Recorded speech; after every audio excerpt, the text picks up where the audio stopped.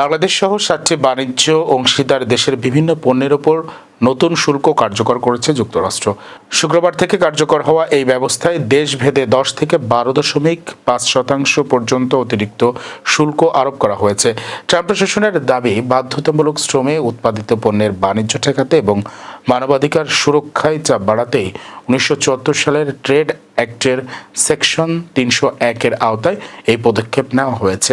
নতুন সিদ্ধান্ত অনুযায়ী বাংলাদেশ, যুক্তরাজ্য, Canada, Bharat, Pakistan, Malaysia, Mexico ও ইন্দোনেশিয়া সহ কয়েকটি দেশের পণ্যের ওপর 10% শুল্ক আরোপ করা হয়েছে।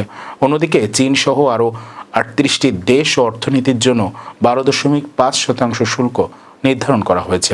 যুক্তরাষ্ট্রের বাণিজ্য প্রতিনিধি দপ্তর জানিয়েছে, নতুন শুল্ক দেশটির মোট আমদানির প্রায় 93.4% পণ্যের ওপর প্রযোজ্য হবে। তবে তেল, গ্যাস, সার এবং কিছু খাদ্যপণ্য এই সিদ্ধান্তের বাইরে রাখা হয়েছে।